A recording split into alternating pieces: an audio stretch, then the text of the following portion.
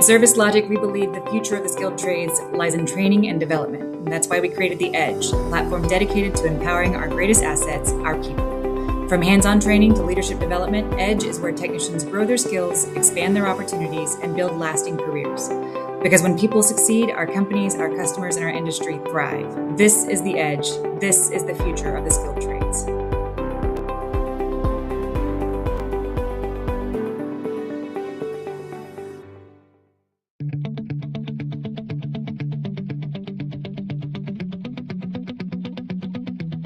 I chose iConnect training equipment because I already previously had some iConnect training equipment. And I was very pleased with the equipment I had, the quality of it, and pre-designed labs that came with it. So when I expanded it more into the catalog, I decided I wanted to get this refrigeration trainer in my program to expand my program. My experience so far using the TU-155 has been a pretty good experience, especially my second year students, and it the light bulb kind of syndrome goes off when you see that little flicker in their eye and oh, I got it. That's what us instructors, what we look for is the I got it moment. And this helps me to the I got it moment with my students, and that's what's my goal to achieve. We are Daikin, the #1 global indoor comfort provider. Our innovative home and building solutions are engineered with energy efficiency and sustainability at their core, ensuring improved indoor air quality for all. From heating and cooling to ventilation, air purification, refrigeration technologies, and connected devices, we are at the forefront of technology, addressing the pressing challenges of sustainability.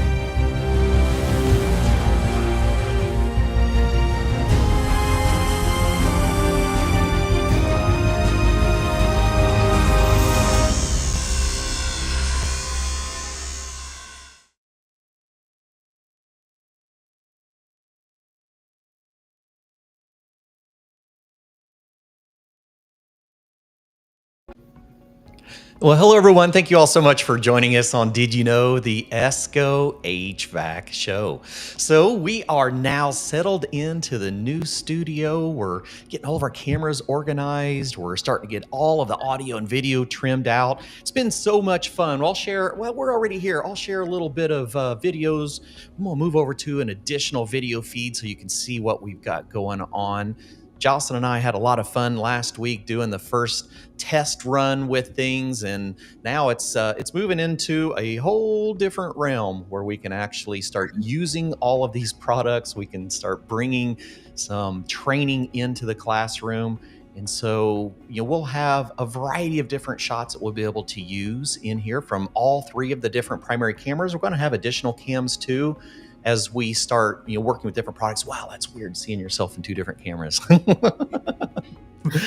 All right, so we are going to spend a little bit of time today talking about something that I absolutely love talking about. We're going to dive deeper into communicating HVAC systems and the protocols that go along with that. Jocelyn is joining us remote. She's going to be keeping an eye on the chat. So let us know in the chat where you're joining from. Grateful to have you here. I am sitting in the middle of a parking lot at our storage facility here in Brownsburg. Hey, Tom, thanks for joining us. And it's amazing what we can do with technology. That's why we spend so much time here at ESCO is, talking about the things that are changing in the industry and the world around us. So think about this. I am sitting in this mobile studio right now. I just finished installing our ductless system yesterday. So one of our primary sponsors, Daikin Comfort Technologies, has generously provided our cold climate heat pump. So I have got the heat pump cranking right now. I've got all of our computers. I have all of our lighting. And we're just sitting here off from a solar panel and some batteries. Isn't that amazing? Kendrick, thanks for joining us in Chicago. So we're gonna dive deep into some technology. And Joseph, how are you doing today? Hey, Clifton. Hi, Jocelyn. It's great to see you guys. Hi. Joseph is with Allied Air Enterprises, and we met at the 2025 Allied Conference just not very long ago, a few weeks back. Yeah, And right about a month now, I it's guess. been about a month, yeah. And so anyone that has seen the amazing Allied Air podcasts that are out there in video and in audio, that was Jocelyn right there coming up with her creativity. So Joseph and I met for the first time, and we nerded out on communicating technologies, right? We were just standing here, just introducing, we're just talking about technologies, and somehow we got on communicating, Yeah. and it just went down this amazing like starship rabbit hole. Like we're like flying through the rabbit. Like I love rabbit holes. I love conversations about technologies and innovations. And this one really got deep. So it brought up the conversation of we should spend a little bit more time talking about the actual architecture behind communicating systems. We've had some conversations before with some other manufacturers talking about protocols that they use. A lot of it's been from a third person perspective. Well, we're actually going to be sitting down with first person perspective that has an engineering background as well. So not just the technical side, but the engineering side of things. Don't So go Joe, giving away my secret. Joseph, you want to give us a little bit of background in the industry and tell the audience a little bit about yourself? Oh, sure. Thanks. Thanks again for having me on. So my name is Joseph Falk. I'm with Allied Air Enterprises. Like Clifton said, I am a technical trainer here. I've been with Allied and in the HVAC industry for about 13 years now. I actually came in and started as CAD designer, so doing all the modeling. And we were talking a little before the show, Jocelyn, too, about getting into it and learning things and seeing all the way down to the nuts and the bolts of how the stuff is put together and understanding the background there. Went into engineering, was with our engineering group, and then transitioned 2.5, almost 3 years ago to the training side. And this has been a blast. I think every day I come in, I'm very thankful for everybody that's in the industry, because this is one of the biggest spots that if you got a question, you ask it. Yeah. And someone has an answer. Someone is either going to have an answer, or when they don't have an answer, because we don't always. Right. When we don't have an answer, someone's going, well, that's stuck now. We had to go find it. And Let's you go talk find about this. rules. And I think that this industry speaks true to my heart and my mind some days because of that. But yeah, it was great meeting up with you last month, like you talked about. And, we were saying we talked for not long, but it seems like it was half a day, a conversation just like that deep and that intense in the topics and everything. Yeah, I just absolutely appreciate the passion and, the passion for education and the passion for sharing education that you have is really the heart of what we do here. We work with a lot of educators. We also work with a lot of technicians. I see Osvaldo joining us from Belize. Osvaldo's here almost every week from Belize. Technician, just learning about what's going on.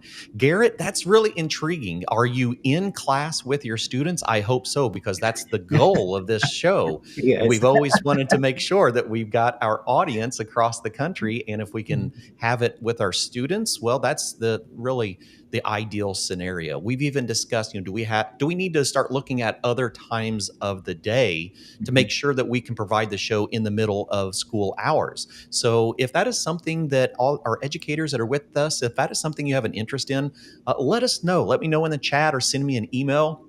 Let's have that conversation, because now we have a lot more flexibility on how we can provide this content. And I would love to start showing up at some schools and having some of our students in the studio doing some hands-on. And that's really our goal. All right, so let's dive into it. Let's dive into communicating systems. We've got some content that we're going to go into, and then we've got some additional resources for you. So, Joseph, let's start from a very high level, and let's talk about like why we went from standard 24-volt AC thermostats to communicating.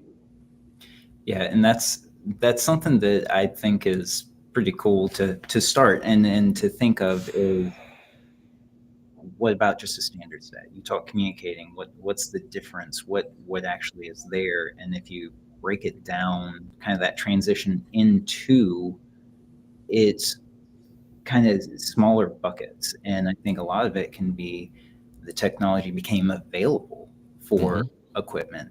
You think inverter, you talk about the system that you've got, systems that are all across the industry with inverter and varying frequencies within the equipment, how it can get controlled, and then the efficiency.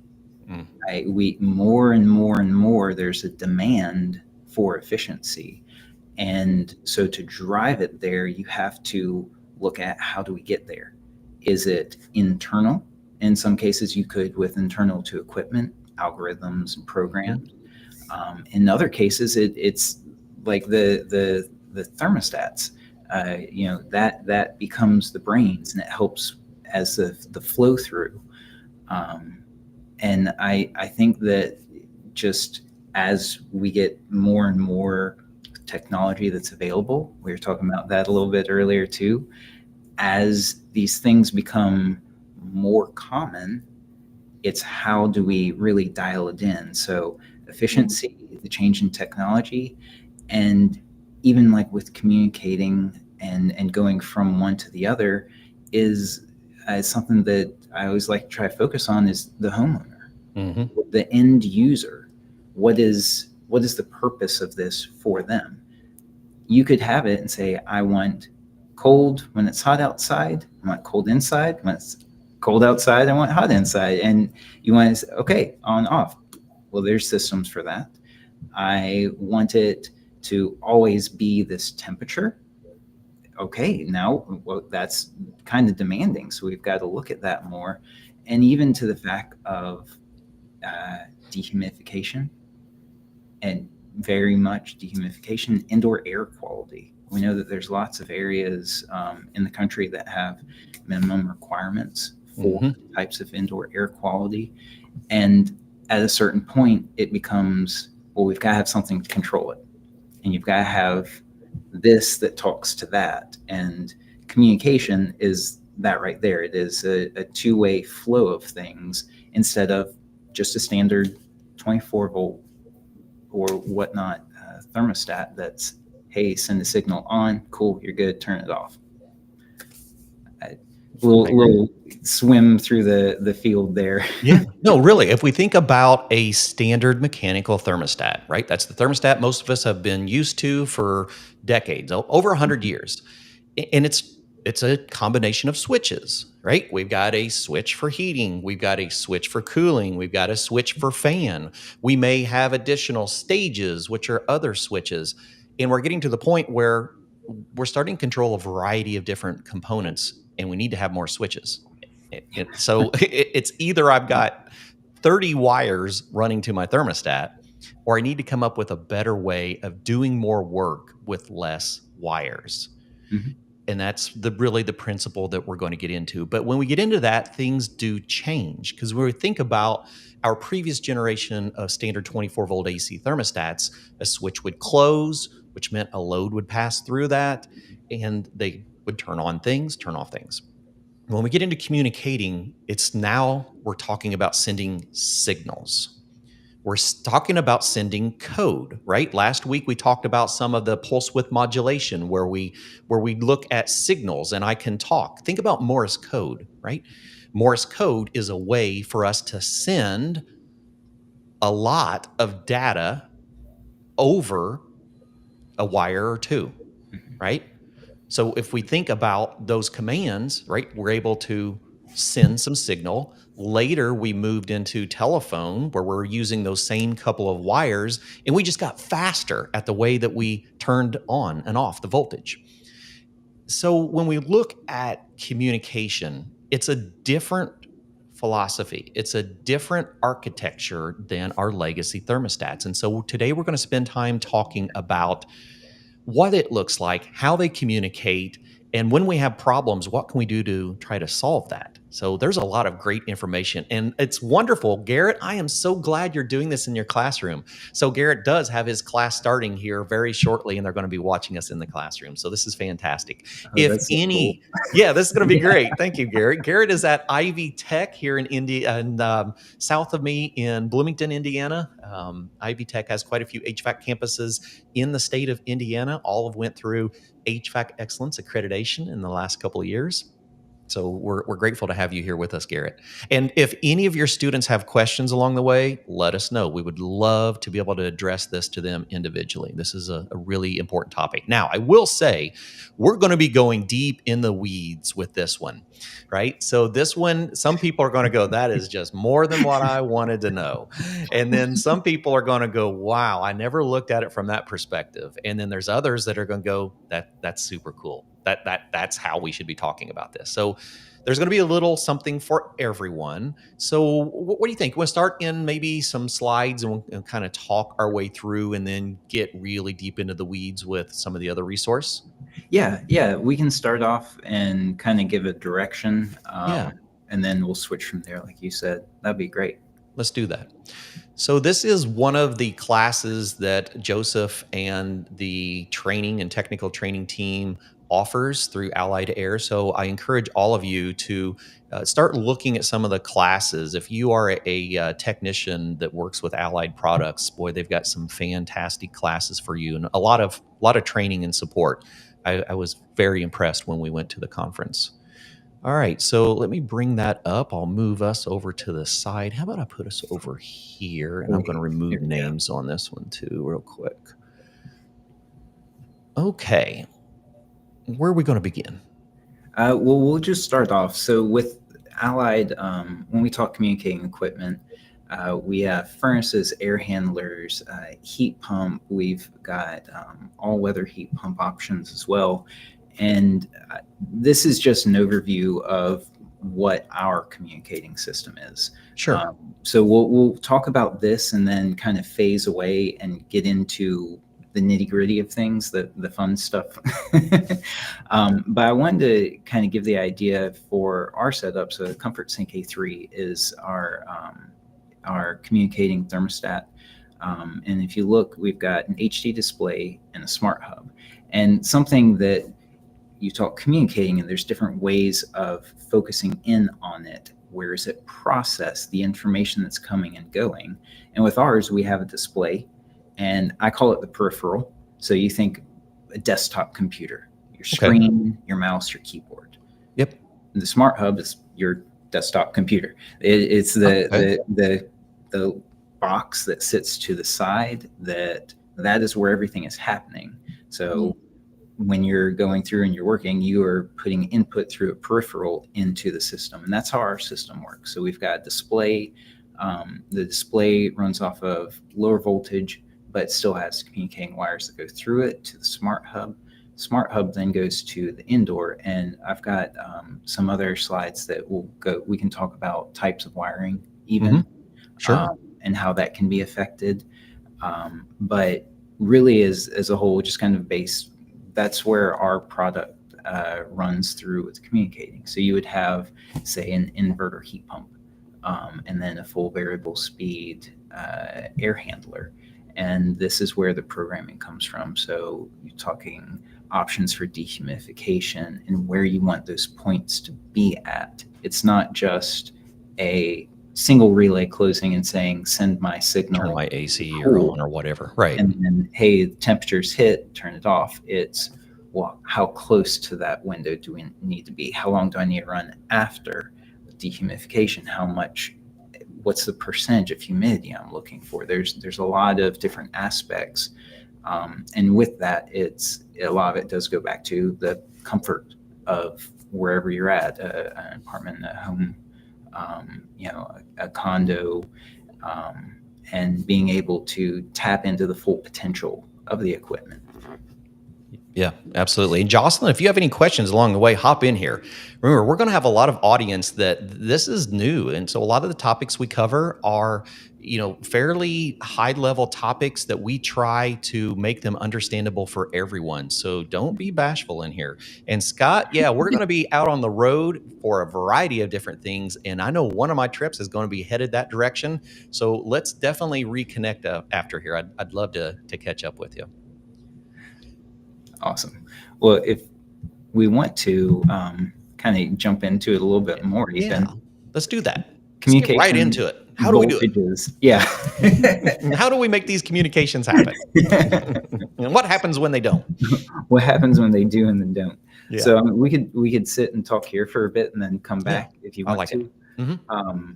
So with communication voltages, it's like you said, with Morse code, it's dots and dots and lines, and in the sense if you were to visually look at it.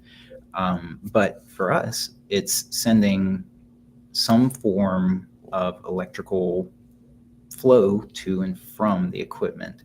This is what it would like. So here's your switch turning on. This is what I would like from you. And it sends back going, I can do it. Or, the internal algorithm may say there's going to be this much of a ramp, and then we'll go in and try to stage its way through.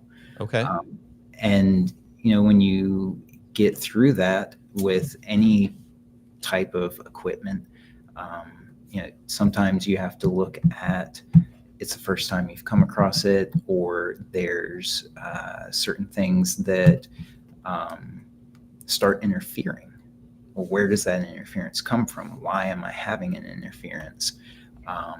And looking at it not from the sense of, is there something wrong with the equipment, but what else is around me? Yeah, what else could be causing this? Yep. What else? You look around and you're taking an observation. And I've got some examples for like troubleshooting when you get started. I kind of call them the first steps, so your visuals. And we can go into that, or we can hang out and talk on. Well, I think let's stay here just for a minute, because I want people to help. I want to help them understand what we're doing on these communicating systems, because many a time we are going to see a 4-wire connection. Mm-hmm. Sometimes we only see 2, but that's because we've already got power somewhere. And so many systems are coming out with communicating thermostats and communicating equipment, because we can do a lot more with it. Like when we talk about modulation, right? When we talk about ways that these units now step up and step down, whereas in the past it was either on or off, right? That was it. It was like you turn on a light switch and the light comes on, right? That was our traditional ACs and heat pumps. Versus today, it's kind of like having your dimmer, where you actually set, like how bright, how fast do we want this? Do we turn it down? But we need to be able to talk. But we also have to still think about that thermostat. Right? That thermostat still got a lot of lights on it. It's still got a lot of things happening. It's still probably connecting to Wi-Fi. So we still are running a steady supply of power to a thermostat. But then we also have our additional communication that's going on in that same bundle of wiring. And that's what is really going to help people understand what all of this is about. Hey, thanks for joining us from Boston. Appreciate it. All right, so let's look at this, because am I seeing indoor unit, outdoor unit? Where would I begin here?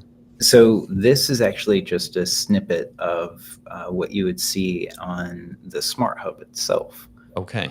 So this is in between the display and the equipment. Mm-hmm. On the left side, you've got, like you said, you have 2 wires that's focusing on your power, your R and your C. You've got. Now, is that 24 volts AC though? The R and C would be at 24. Yeah. Okay. And then you've got an I important plus to know. and I minus. Right. So now we're talking, you've got a 24 and then your I plus and I minus. And that's, you're a few volts that you're talking about, not 24. 3. And is that in DC? Yeah. Okay. Yeah. So we start looking at this in a DC current. And when you pass through, you can see on the right side, we've got a plus and minus A and a B. And at this point, we're actually changing things. Since it's going from the smart hub to the display, we look more at like a 12 volt side. So we've dropped the voltage, and with that, we're still using a 4-wire setup for it. So you've got your inputs going on. It's a touch screen, so getting your inputs from there, and you're all, like you said, you're powering a display. But it's, in a sense, think of it like, you're turning an old old style stat, or you're shifting over, tapping up, tapping down to adjust, and it's taking that, sending it to be processed, and says, from here I need my indoor system to do this, outdoor system to accommodate with it. They're going to work together and kind of have that handshake, and in tandem take that call through the signal from the display, low voltage, to the communicating side. And then you've just got the power that's flowing through it to give the controls the oomph, actually take and push the demand. Sure. So if a technician is getting their meter out and they see 4 wires, and they put their meter on volts AC like they normally would, they're going to go from common to R, and they're going to read 24 volts AC and go, oh, okay, I've got power here. And then they might go to the positive and to the I positive or to the I negative and go, wait a minute, I don't have 24 volts here. Why not? And that's because we are actually going to be communicating. Think about like a modem line or a telephone line, where we're actually sending data back and forth. And that's what we're going to be doing. We're going to be sending a data line so that we can communicate on. Now, it's not like we can put our meter on and read the voltages and know exactly what's being said, but we can have an understanding of, do I have a clear path for communicating, or is there something interfering with my communication, causing things to maybe not talk properly, right? Right. And even the interference, we've talked about, we talked some earlier, and I've had other conversations with people of even understanding the level of interference. Exactly. And how do we find out where, what other factors do you take in? Again, taking an observation of everything that's around in the home. You talk about external factors, even the type of power coming to. You've got solar with your setup that you've got, and even if you looked at like a generator setup, well, how is that coming out? Because generators have sine waves of their own that you have got to look at. So there's lots of levels of complexity, and we're talking with our equipment, but really that's any communicating equipment, any type of communication, or any form of flow. You talked like a mic and an amp earlier, and Okay, great example. All right, ready for this, Jocelyn? Okay, so I thought I was going to be able to share this, but it's actually cleaning up our audio enough that you're not going to hear it on your side. I'll try to take some videos of it on my side so you can hear it. So I get the whole studio up and running, and I was originally concerned about, because it's not a fully grounded network, right? It's a mobile solar system. I don't have a ground rod going into the ground. So I'm like, okay, what's our ground frequencies going to look like? And so I get everything together, everything's functioning properly. And on my audio control, I've got a 4-channel mixer, so we got 4 separate mics here, 4 different Rode Pod mics. And I fire it up, and 2 of my mics are just as crystal clear as can be. And 2 of them have that that we've all heard before, right? The noise, the hum. And I start looking around and I go, oh man, what is going on here? And then I was like, wait a minute, we're talking about interference on communication lines today. Maybe this is a good opportunity for me to put this into practice. And so I started moving my wires around, and what I found was that those 2 microphones, the cable that came with them must not be very well insulated, and they were sitting right next to a transformer for the console itself. And that's where my interference was coming from. So if we think about that, just something like that transformer with wires that are not probably the correct wires to be using next to a transformer, I had interference on my communication. Think about that, right? We are sending voltages, our microphones, we're powering it up with a constant voltage. When we change the diaphragm, it changes the voltage and it sends back as a voice, right? As a sound. So we're traveling a signal, a voltage, a low voltage signal, just like we do with our communicating thermostat. Now, the discrepancy that I heard by being in an area next to a transformer cannot affect the way a communicating system runs. Right? That's what we're here to talk about today.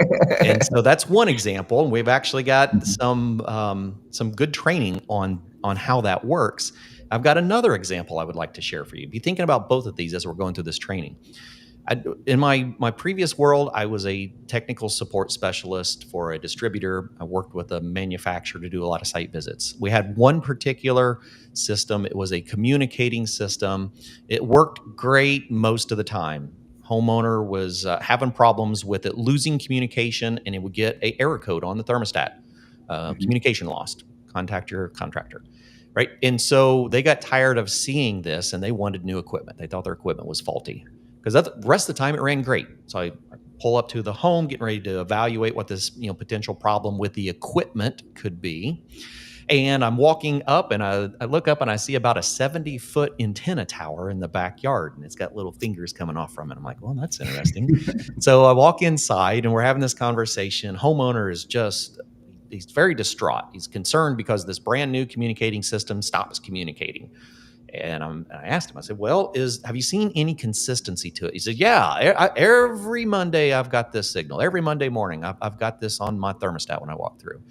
And I go, okay, I'm curious. I see this big antenna in the backyard. Is that a ham radio?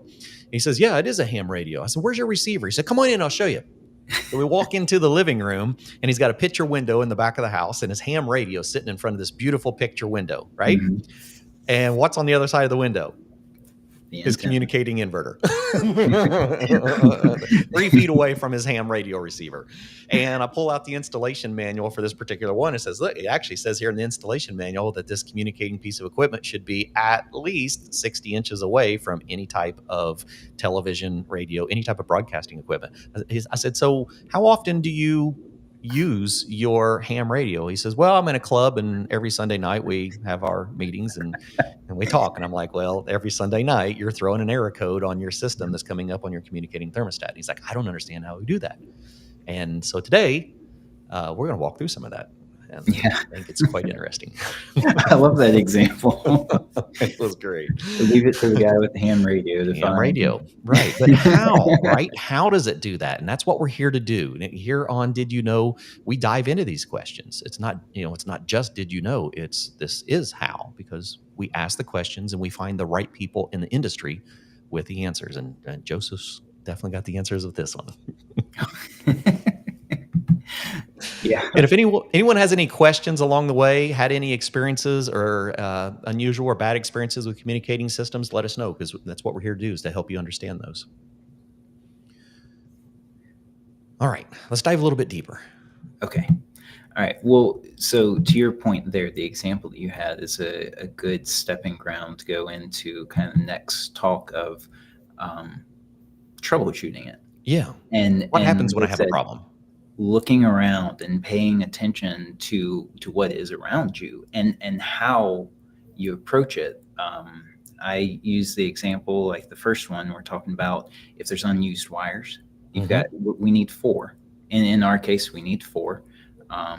And especially when you're looking at the low voltage communication portion itself, it's the most susceptible. So how do you protect it? If you've got them, grouped together, or there's excess wires around, having a ground. You mentioned that yourself of where you're at. You don't have a ground rod dropped in, and everything. Actually, it sounds fantastic. I love the audio levels. Everything is really good, and the broadcast is clear. And I know you don't have a ground stake, but that means that something else has found a ground and Right. is acting as that source. So what we say is like, take your extras, land them back on the C, but the terminal strip of the equipment. So we're talking, we've got a 4-wire set for communicating, but on the equipment there still is a standard terminal, your Y1, your W's, your C's, your R, and kind of taking the excess out of the path that we're communicating along, and say, hey, drop that to ground in a solid set point here. That's a common ground that's got your indoor, and everything is run from that one. One of the other things is even just looking at the loose terminal connections, and how tight is it? Do you have a good enough contact? And with that too, when you have, if you're using wire nuts, if you can solder it together, that's going to be the best way to have a definite connection. But if you're in the case of using wire nuts, or using dielectric grease to stay in there, keep anything out that's not supposed to be in there. And this one I always make the joke of, there's always the chance that a wire nut can become a wire knot, and there goes the whole system. Yeah, that's perfect. That's actually one of the larger components of failures that I found in the industry. I always recommend running new thermostat wire if we can when we're doing an installation on a communicating system. But many times we can't. We're reusing the existing thermostat wire. And remember, that existing thermostat wire, you could have had corrosion inside of that wire nut. And because it was a load, it had current passing through it, and it might have worked. But when we talk about something that is communicating, very low voltage, very low amperage, now we actually have resistance on that communicating line because of our corrosion. So very first thing to do is cut any wire nuts out, make sure they're clean, fresh, new insulation on them. Running new wire is not a bad thing, especially with communicating. Absolutely. The low voltage side.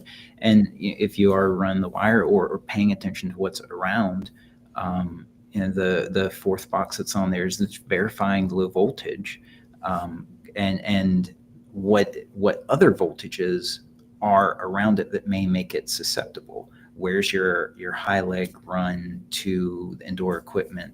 When you're running your solar panels, how close are you connecting? I've got there's all sorts of examples you can use there of, you get solar put in, you had great internet signal, and next thing you know, everything's going through, they've got all powered on, and why is it that now in this corner of my house, even though I'm plugged in, or I could be on Wi-Fi, now I'm kind of losing it? And it's looking at, how was it routed? What else is it beside? Is it right beside your modem? Which again, low voltage communication portions there. So having the visual and taking the time of, well, are these together? Are they even, it depend on who the contractor is, how is it held and joined, sure, and clustered. And then, like we've mentioned a couple of times already, is your grounding. And I've seen examples of your ground from here to there is together with electrical tape, and everybody winces when they walk into the area and go, oh, okay, well, I think I can fix this now. Absolutely. Yeah. And we can take it even further, and once we look at all of these, if we've determined we've got a solid connection point, we've checked our end connectors, that brings in, this is now a point to where we can go deep down a rabbit hole. Yep. And the insulation on the wire, is there insulation leakage, induction from a higher voltage, like we talked about, a crosstalk between similarly run and close proximity type of communication.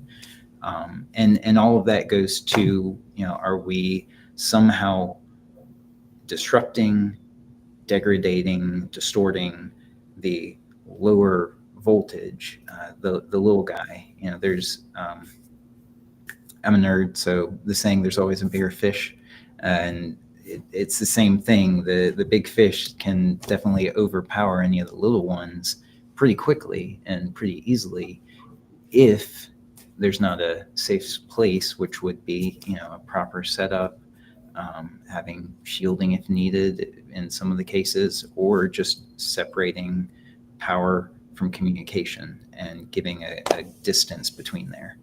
Using separate wires actually for that. Using actual separate wires, yeah. All right. One of the things that we were talking about, which I think is really cool, is how can we get that interference from AC onto these little fish? Like, how do the big fish take over the little fish? Yeah, it's an example that has worked. I usually have a visual that I throw with that one, but for this case, just that's old Star Wars references on that one. But with that, yeah, I mean, you think, okay, you may have your layout, you're running your cables, and or they've been laid out for you, and you're there to do the connections. Things like if you had the cables, if they're stapled to the wall, and something missed somewhere, or it's clipped the edge. You mentioned it earlier too, of if it's older, especially in the attic, somewhere that's had a thermal cycling and it has degraded the covering or the existing, whether it's a shielding or just the standard cover. Sure. Now it's exposed. So with that exposed section, your higher voltage is naturally going to have some sort of emission coming off of it. So how much of that high voltage that's leaking out can go into a lower voltage, and where? So is it a portion of the wire? Is it, like we said, do you not have everything completely separated where it might actually need to be? And the proximity to those higher interference portions. Actually, there is a really good picture in one of the resources we wanted to share with you today. It's called control.com. And I am going to share this other screen so we can kind of talk about that, because there's a really good reference in this.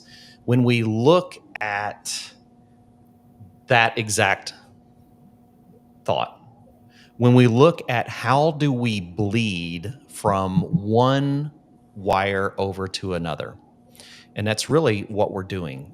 So let's talk a little bit about, we always have some of that capacitance in the air, but what happens if we have something crack or something break in that? It's going to cause some leakage into those lower voltage wires, right? Help us walk through a little bit of this representation. Yeah, so looking at this one, this gives the image that I was trying to say, talking about the bigger fish. So we've got on the top, it looks like it's the power source. So with the power source, that's your higher voltage. Mm-hmm. So that's your larger portion, a 240 or whatever it may be in that sense. And around it has a natural magnetic field. And, there's always some sort of leak, like we said. And below it, if we reference that as our communication, so now this is our lower voltage format for sending signals. If you start getting that leakage from the magnetic field onto the lower voltage section that's there, you've now started to block potentially. And I always talk about like if you are hooking it up, you're looking at on DC and you're looking for the signal wave going in and actually cutting it or causing enough of an interference from that larger force to drag down or completely disrupt the lower one. So top would be your high voltage, bottom is your low voltage, and we're literally casting out little bubble in it. And when you start having some sort of if it's a crack in the wiring, or a not properly grounded shielded setup, is it allowing something to leak in and just travel with the whole system there? That's a solid example and a good visual reference of just leaking over into the little guy. Do you have that slide that shows the sine wave where we're actually disturbing the sine wave, the signal for the DC? I don't have that one. Okay, or is that one available in this by chance? It's probably on there, yes. All right, because I think it's very intriguing. Oh, there we go. There we go. Okay. So that was the difference between analog and digital, but I think it is a really, really cool reference when we're talking about how we can disturb that signal. Tell us a little bit about that difference between analog and digital and how that disruption can affect our signal. Yeah, so when you're talking on the communicating level, especially, you focus on the digital side. With digital sense, you have more forgiveness. Mm-hmm. I would put it that way. This gives a good visual for on the analog portion. You've got to stay pretty constant to go straight through. And on the digital side, you've got portions, and you can catch these bits and bytes of it, and it will naturally flow. And, oh, this is here, and I'm going to go to here. Well, like you see, if you get enough of that field that comes in on the lower voltage, or anything else that might be something that's generated along the path, you can start corrupting a portion of it, and you're not able to hit the highs and the lows and you could almost look at this like the sine wave, like we were saying, Mm-hmm. and not be able to keep the high and the low separated from the big high and the big low. And with the digital side, again, you want it to run smoother. It's able to calculate more in there. One of the things that we've talked about in some of our classes is that on the communicating side, and with technology where it is now, you can, in a sense, almost program out certain bits of interference. And if you know exactly what it is, take that into calculation. And it's like you were talking about with microphone, you get some sort of a distortion in there. You know that there's some sort of interference. If you're in an area that's got a lot of reverb, turn down your reverb to bring it back in for my acoustically minded friends. Sure, absolutely. And understanding, okay, you don't need to add more to it, but you're still wanting to go from point A to point B. And this visual works really well because analog is a straight shot. Now, if you had some sort of interruption in there, a cut cable, what's going to happen? You lose the signal. I think about, old rotary phone on the wall. Sure. Pick it up. Hey, how's it going? Da, da, da. Someone comes over, trips over the cord. There goes the cord. There goes your connection. You plug it back in. You've lost the connection, especially when it comes out of the wall. Right. It's already gone. It's gone. It's ended. Boom. There's your analog.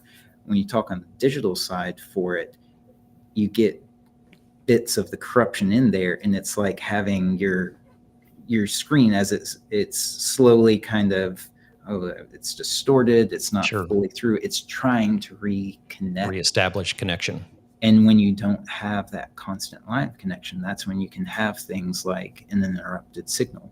And so it may think, oh, well, something happened and did I lose power to one of the components in the whole system itself?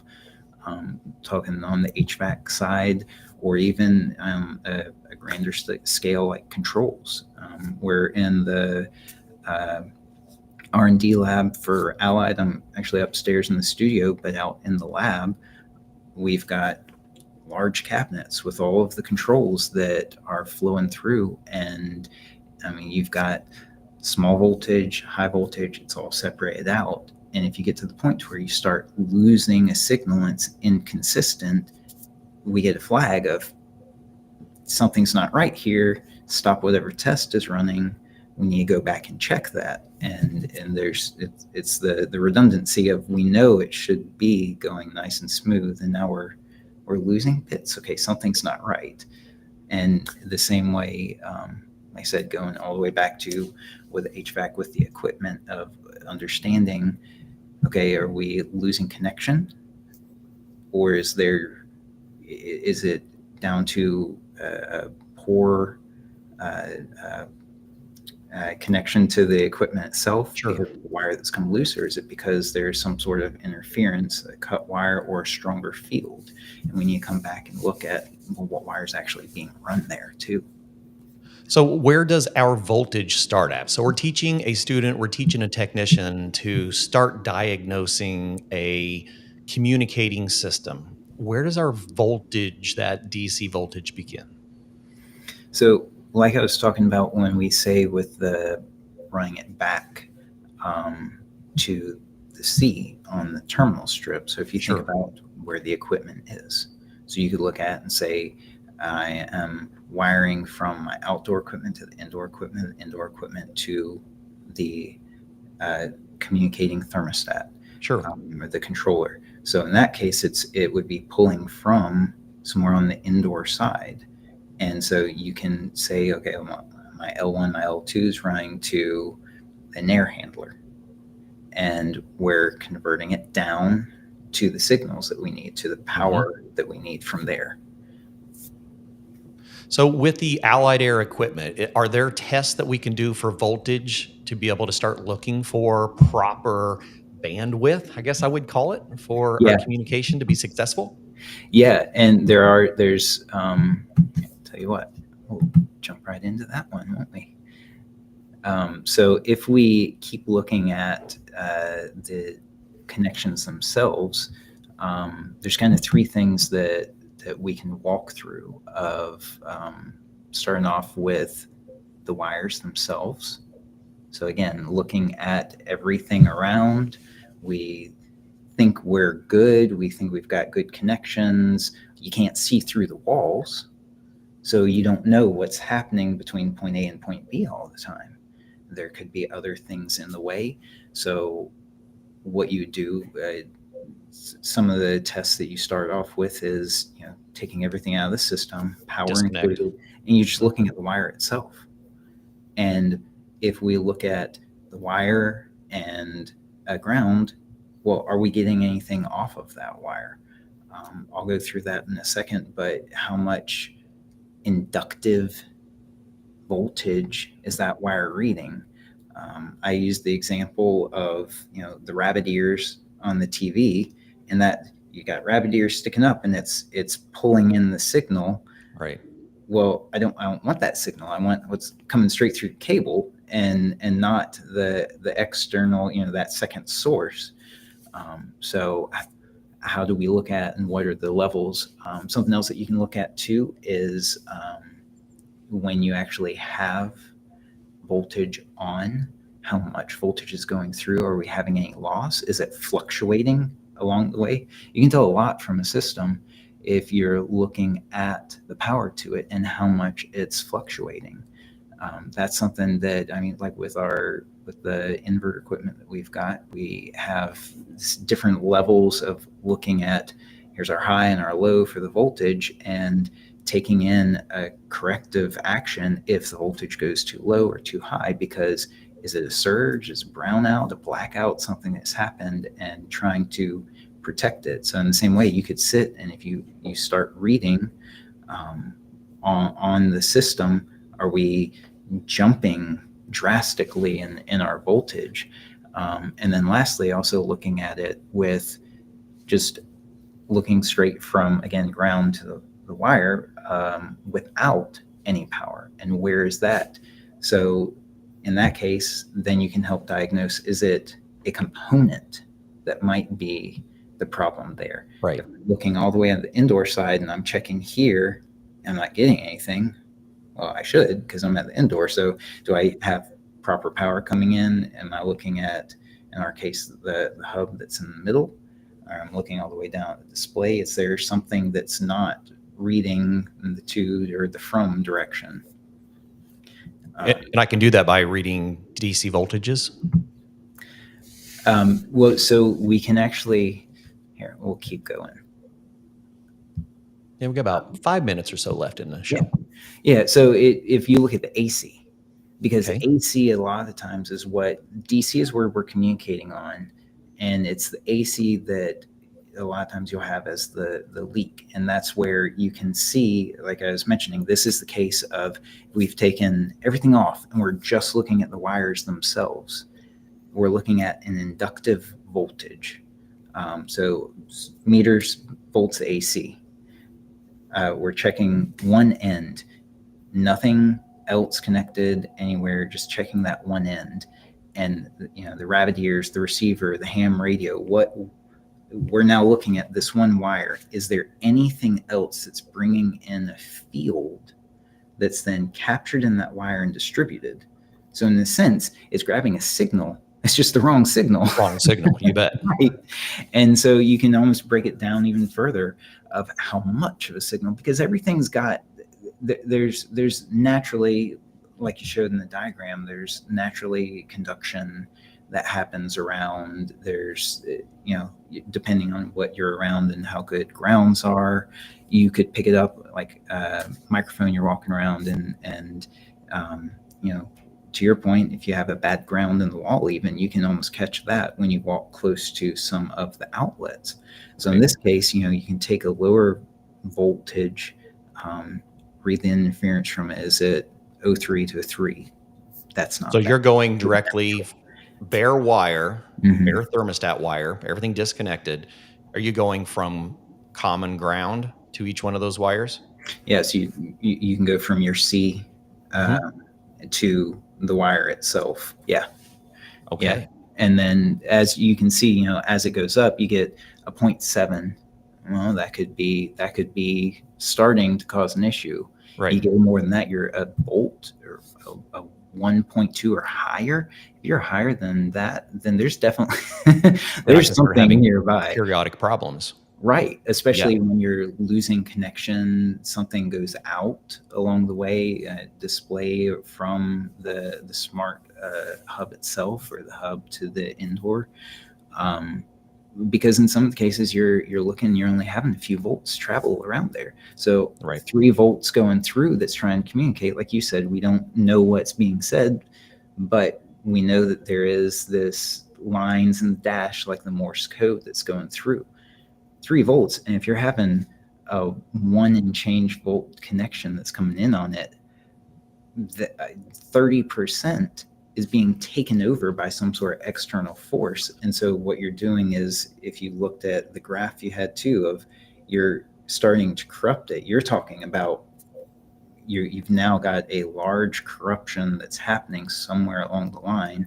Now we found, okay, we've got an issue with our wires. So now you're going to be going down the rabbit hole of, are we running new wires now? Yeah. I have never had anyone mention just measuring inductive voltage on the thermostat wires before. It's brilliant. I mean, absolutely. Many times it's stapled right next to a high voltage line on the stud. Mm-hmm.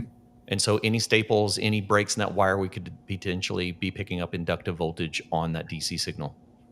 So we're literally just taking our thermostat wires and going from common or ground to each one of the wires and see if we're measuring the voltage that's being induced by AC lines, outlets, switches, everything. Yeah. And I can't wait to do that now. I was gonna say, there's folks that are in the classroom that can lay some wire on the table and there you go, Garrett. Try to check it out. There you go. Absolutely. Stick it near the window, put it in the middle of the class. You're under a projector, and it's just a natural occurrence. Now everybody's going to be walking around with a oh, buddy, that's the next video right there. Yeah. How much induction do I have in this non-grounded studio here? All right. So what about the communicating voltages? We've got a little bit of time left on the Allied products. What is the best way to actually test for the voltages to see if we have appropriate voltage? Right. So, and this is from our our manuals. I'm not reinventing the wheel or anything. I'm not taking credit Sure. on that one. But if you go through what we talked about before, baseline, eluded, landed, the different ways of reading.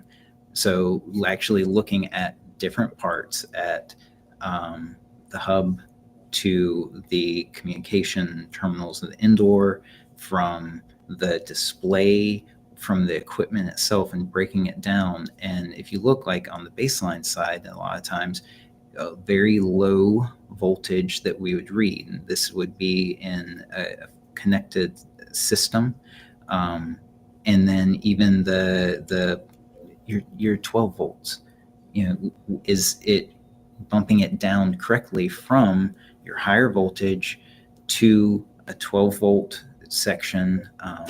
We talk about how good, what's your reading off your transformer. Right. If somebody says I'm reading 24 volts, then that might be the problem, because when do you ever see exactly 24 volts? Exactly. And so that's a very common thing. So looking at it and understanding, these are just examples. These are just a general throw to talk to. But, looking in our meters, if we talk about how much fluctuation. So if you were to just put your meter on, you haven't disconnected everything. Well, how far is that fluctuation? Is it in the tenths, hundredths? Like how much of a fluctuation are we seeing? So you could see it again live and running. And then from that point, if you've got other factors, a dehumidifier that's in the system, is there something else like you were talking about with the ham radio? Well, start energizing those other systems and keep taking your readings and seeing, do we have, now we've got those big jumps in distortion. So my wire may be fine, but how it's routed could be the issue. And when that big piece of whatever accessory comes on, it seeps in. In that case, then we could jump into, well, how is it wired itself? So a good example, like we talked about, separating your communicating from your power. One that's probably the top way that we recommend running, especially with our 4-wire setup. Looking at it, you can have 4 together. People have luck with that as well. Sometimes you do have to break it all the way down to actually shielded.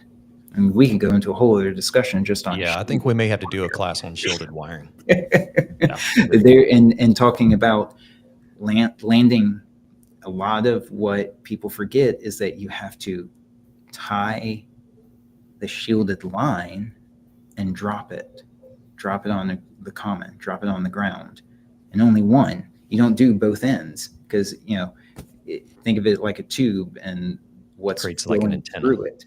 Right. And you want it to not be an antenna. You want it to block everything out, be in its nice safe little bubble. And if you then were to ground both ends of it, well, now you've created an internal amplifier. So you've almost made it worse inside than it was before. And also, we did talk about if you had multiple wires and making sure you send it and put it back on the common. So you can't always help what's in the wall. Right. Older houses, depending on what's there, and you get multiple wires that go in. But understanding, I gave the rabbit ear thing of, you've got both ends, they're both exposed, you're not doing anything about it. All you're doing is allowing any external potential inductive force to come in and flow right along those 4 wires you're actually using of this. So making sure you're capping them, having good wire nuts if that's the route you're going with, dielectric, and making sure that's in there. But connecting them together and having one source that then runs back to common or ground. Right. And so in a sense, you're grounding it. You're saying, I know there's something here. Let me grab all of it, and we're going to direct it away. And a lot of what we say is, if you can put on the main terminal strip, take it out of the communicating portion with the 4 wires. You've now taken and said, yes, there's an induction, there's something coming in, let's grab a hold of it and just send it that way, further away from the main communication itself. Love it. Fantastic conversation. Like I said, it was a deep dive into communicating. A lot of people don't understand what happens and what is the problem. Where do we even begin? So I think we can actually do a whole nother one just on proper wiring, shielded wiring, proper grounding. Where can we learn more about any training classes and products with Allied Air? Well, yeah, thanks. So with Allied, we have distributors, so you could contact your local distributor, Armstrong, Aries, Concord, Duquesne. We have Allied Commercial, and Magic Pack. So with those, if you find a local distributor, they can get you connected with either your local distributor service rep or DSR, like you were talking about our conference. And we've also got the academy where our training is.